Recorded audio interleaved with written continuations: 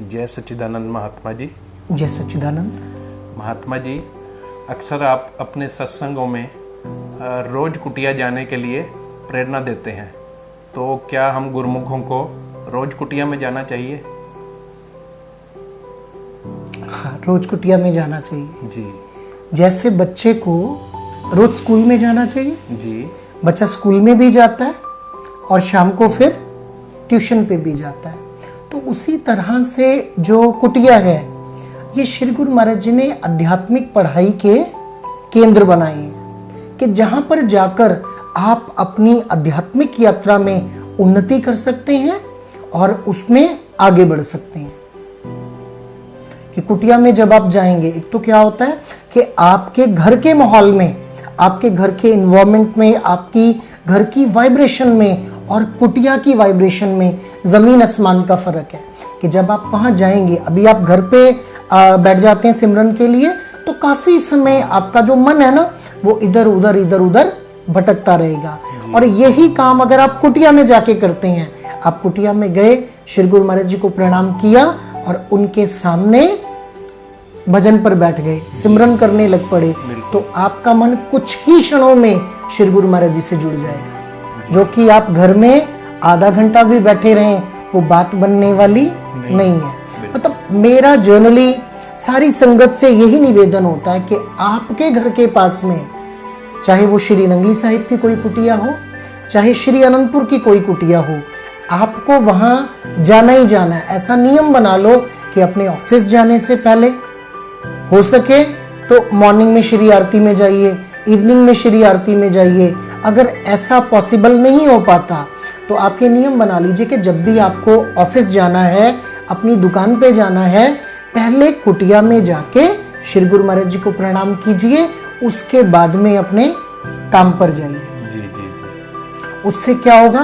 कुटिया जाने से आपको एक अद्भुत एनर्जी मिलती है। जी। पॉजिटिव वाइब्रेशंस मिलती हैं, सकारात्मक ऊर्जा मिलती है। और क्या है कि फिर सारे दिन में आपके पास में बहुत सारी बातें आएंगी, ठीक है ना, तो उनको सहने की शक्ति मिलती है। आप देखते हैं ना, अर्ली मॉर्निंग आप सबसे पहले क्या करते हैं, अपने मोबाइल को चार्ज करते हैं, ठीक है ना। तो कुटिया जाना मतलब कि आत्मा को चार्ज करना, आत्मा में अच्छे संस्कारों को भरना, महापुरुषों से अच्छी अच्छी श्री गुरु महाराज जी की लीलाओं को सुनना, सत्संग को सुनना, और उसके बाद में कोशिश करना कि उन संस्कारों को हम अपने जीवन में उतारें। तो कुटिया जाना मुझे तो बहुत इंपॉर्टेंट लगता है कि जैसे बच्चे को स्कूल जाना बहुत जरूरी है, तो हम गुरुमुखों को कुटिया में जाना बहुत जरूरी है। कि गाते भी तो है ना कि बिन दर्शन नहीं गुर के रहिए, ये दृढ़ नियम हृदय में गहिए, और जो बिन दर्शन करे आहारा, होए व्याधि तन विविध प्रकारा। तो अभी क्या है कि मैं मानता हूं कि आपने घर में श्री मंदिर बनाया है, आप भगवान की श्री आरती पूजा घर में करते हैं, सब नियम करते हैं, बहुत अच्छी बात है, करनी चाहिए। पर कुटिया का एक अलग महत्व है। ऐसे ही थोड़ी श्री गुरु महाराज जी ने एक एक शहर में कितनी कितनी कुटियाओं का निर्माण किया, वो हम आत्माओं के कल्याण के लिए। कि कुछ को कोई कुटिया दूर पड़ती है, तो जो भी कुटिया आपको अपने घर के पास पड़ती है तो वहां आपको जरूर जाना चाहिए। और छोटी से छोटी सेवा, चाहे कुटिया जाकर आप थोड़ा सा झाड़ू लगाएं, चाहे 4 बर्तन साफ करें, कोई भी सेवा, छोटी से छोटी सेवा वो आपको करनी चाहिए। और मैं तो ये बोलूंगा कि अगर आप अपने घर के लिए कोई सामान खरीदने गए हैं बाजार में, अगर आपने अपने घर के लिए एक सुई ली है जी, तो एक सुई कुटिया के लिए जी। कि घर के लिए अगर एक रील ली है तो एक रील कुटिया के लिए। कि ये छोटी छोटी सेवा जब श्री गुरु महाराज जी के चरणों में जाएगी तो उससे मेरी भक्ति बनेगी, उससे मेरी भक्ति बनेगी।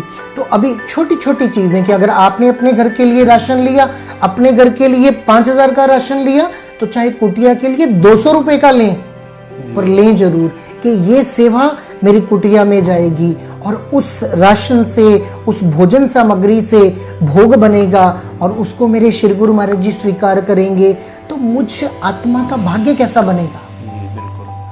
ज्यादा बड़ी बड़ी सेवा के लिए हम नहीं कभी बोलते, हम बोलते हैं छोटी छोटी सेवा ही आपका भाग्य बना देंगी। कुटिया में जाके जब आप श्री गुरु महाराज जी का सिमरन करेंगे, श्री गुरु महाराज जी से कनेक्ट होंगे। कई बार क्या होता है, जीवन में कुछ उथल पुथल होती है, कोई प्रॉब्लम होती है, आप भगवान के समक्ष बैठ के उनसे कनेक्ट होके जब अपनी बात उनको सुनाएंगे तो आपको उस प्रॉब्लम का हल भी मिलेगा श्री गुरु महाराज जी के द्वारा, और आपका भाग्य बहुत सुंदर बनेगा। हर गुरुमुख का कर्तव्य है कि वो नियम बनाए जी, कि कुटिया जाना ही जाना है, चाहे कुछ हो जाए। बाकी के काम भी तो हम सब करते हैं ना, बिल्कुल करते हैं जी। कितने कितने घंटे मोबाइल पे टाइम वेस्ट करते हैं, 3-3 घंटे की मूवी देखते हैं। जब इतना कुछ कर सकते हैं तो क्या 5 मिनट कुटिया नहीं जा सकते? जी बिल्कुल। ये तो फायदे का सौदा है, और हम में से जितने लोग हैं मेजॉरिटी जानती है कि जिस काम में फायदा है उसी को करना चाहिए। तो कुटिया जाने में बहुत लाभ है। महापुरुषों की संगति में बैठिए, उनकी संगति में बैठ के आपके संस्कार परिवर्तित होंगे, आपको श्री गुरु महाराज जी से प्रेम होगा। तो कुटिया जाना हम जीवों के लिए बहुत जरूरी है। मैं तो बोलता हूँ कि इसको आप अपना नियम बना लीजिए कि चाहे कुछ भी हो, मुझे कुटिया में जरूर जाना है। और कोई छोटी से छोटी सेवा जी, चाहे वो दरी बिछाने की सेवा हो, चाहे वो झाड़ू मारने की सेवा हो, चाहे पोछा लगाने की सेवा हो, चाहे कोई सामान इधर से उठा के उधर रखना, देखा भी ये ठीक स्थान पे नहीं पड़ा और उसको ठीक स्थान पे पहुंचा दिया, तो ये भी सेवा है। ठीक है ना। जब आप कुटिया में श्री गुरु महाराज जी का दर्शन करके संसारिक कामों में जाएंगे तो आपका ऑरा इतना स्ट्रांग होगा कि जिस काम को आप 1 घंटे में करते हैं, आपका ऑरा इतना स्ट्रांग होगा, आप में इतनी एनर्जी होगी, इतना एंथुसियाज्म होगा कि वो कार्य आपका 10 मिनट में हो जाएगा। आपको बहुत ज्यादा उसको एनर्जी नहीं वेस्ट करनी पड़ेगी उस कार्य को करने के लिए। तो कुटिया जाने के बहुत लाभ हैं, और मैं सारी संगत से निवेदन करूंगा कि इस नियम को अपने जीवन में जरूर अपनाइए। महात्मा जी, आज आपने हमें बहुत अच्छी जानकारी दी कुटिया जाने के विषय में। मेरी भी सब गुरुमुखों से विनती है और नित्य प्रति कुटिया में जाएं और श्री गुरु महाराज जी के दर्शन पाएं।